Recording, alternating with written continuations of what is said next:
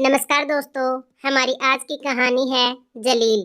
मैंने जब कोई गलती की ही नहीं तो मैं क्यों माफी मांगूं। पर खैर, तुम्हारे माता पिता के ईगो को संतुष्ट करने का सारा ठेका मैंने नहीं ले रखा। थोड़ा झुक जाओगी तो कोई कमर में मोच नहीं आ जाएगी तुम्हारे। तुम भी बस अपनी नाक ऊंची रखना चाहती हो। बड़े बुजुर्ग हैं, अगर तुम्हारे माफी मांगने से संतुष्ट हो जाते हैं तो हर्ज क्या है। ऐसी कैसी संतुष्टि जो अपने ही घर की बहू को सबके सामने जलील करके मिलती है। पहले तो सिर्फ गलती करते थे और मुझे ही कसूरवार ठहराते थे, पर तब मैं उनके ताने चुपचाप सुन लेती थी।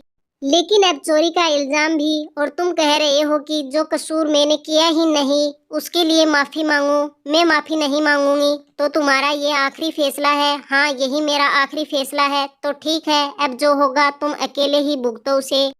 कहकर प्रखर गुस्से से जोर से दरवाजा पटकता हुआ कमरे से बाहर निकल गया। निशा ने उसे रोकने की कोशिश भी नहीं की। पता है बाहर जाकर उसके माता पिता को फोन लगाया जाएगा, पर अब वह भी तैयार थी। निशा की प्रखर से शादी हुई 3 महीने हुए थे। ससुराल में प्रखर और निशा के अलावा सास ससुर, देवर प्रांजुल और ननद पारुल है। लेकिन इन 3 महीनों में सासू माँ ने निशा की नाक में दम करके रख दिया। बात कुछ भी नहीं, वही छोटे मोटे किस्से हैं जहाँ ससुराल शास्त्र के अनुसार हमेशा गलती बहू नामक प्राणी की ही होती है। अब सासू माँ गैस पर खुद ही दूध रखकर भूल जाती है, लेकिन जब दूध उफन जाता है तो उसके लिए बहू को ही गलत ठहराया जाता है। अब भला बहू को कमरे में कैसे पता चले कि सासू रसोई में दूध रखकर छोड़ चुकी है। पूरे परिवार को सारे काम हॉल में ही करने हैं। अब हॉल बिखरेगा नहीं तो और क्या होगा। फिर जब कोई मेहमान अचानक से आ जाए तो बहू को ही 10 ताने सुनाए जाते हैं कि इसे साफ सफाई का बिल्कुल भी चाव नहीं है, पूरा घर बिखरा रहता है। 2-3 बार निशा ने प्रखर से कहा भी, लेकिन प्रखर यही समझाता कि माँ को भूलने की आदत है, ध्यान मत दिया करो। लेकिन आज सासू माँ की आदत है, वो कोई भी सामान रखकर भूल जाती है और उसके बाद घर में हंगामा कर देती है। पहले तक तो यही बोलती थी कि पता नहीं मेरा सामान कहाँ कहाँ रख देते हो, लेकिन आज 100 रुपए की क्या औकात है। अपनी ही बहू पर चोरी का इल्जाम लगा दिया और ससुर जी ने भी इस चीज में अपनी पत्नी को समझाने की जगह उनका साथ दिया। हुआ यूं कि आज मौसी सास घर पर आई थी, उनके साथ उनकी बहू भी थी। तो रिवाज के साथ मौसी की बहू ने सासू माँ के हाथ में 100 रुपए रखे और उनके पैर दबाए। उसके बाद सब लोग बातचीत करने बैठ गए। 2-3 घंटे रुककर मौसी अपनी बहू के साथ रवाना हो गई। शाम को बाहर चाट वाला आया। पारुल ने सासू माँ से पैसे मांगे। आलस के मारे सासू माँ अपने कमरे तक नहीं गई और वहीं वो 100 रुपए का नोट ढूंढने लगी जो मौसी सास की बहू देकर गई थी। अब सासू माँ ने पूरे हॉल में सामान इधर उधर कर दिया, पर 100 का नोट मिला तक नहीं। प्रखर भी घर आ चुका था। देखा तो पूरा हॉल बिखरा पड़ा है। क्या हुआ माँ, क्या ढूंढ रही हो? अरे तेरी मौसी आई थी तो उनकी बहू ने 100 रुपए का नोट दिया था, पता नहीं कहाँ गया। तभी ससुर जी ने कहा, अरे शाम को तो निशा ने यहाँ झाड़ू भी लगा दी थी, अब हॉल में कहाँ से 100 का नोट होगा। अब सासू माँ के शक की सुई सीधे निशा की तरफ। ऐसे में काम करती हुई निशा को बाहर बुलाया गया। क्या हुआ माँ जी, मेरा 100 का नोट कहाँ है? जी कौन सा 100 का नोट?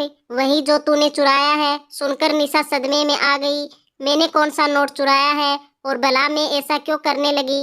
आज तक इस घर में कोई चीज इधर से उधर नहीं हुई, तेरे आने के बाद ही नोट गुमा है, तो इसका मतलब हम क्या समझेंगे? और वैसे भी शाम को हॉल की सफाई तूने ही की थी। ये क्या कह रही हैं आप? भला 100 रुपए के नोट की औकात क्या है जिसे मैं चुराने लगी? जिसकी नीयत खराब होती है वह कुछ भी कर सकता है। तुम तो 100 रुपए की बात कर रही हो, लोग तो 5-10 रुपए भी चुरा लेते हैं। अब की बार ससुर जी ने कहा, देख बहू, तुम मेरा 100 का नोट चुपचाप लौटा दे और माफी मांग ले, हम तुझे कुछ नहीं कहेंगे।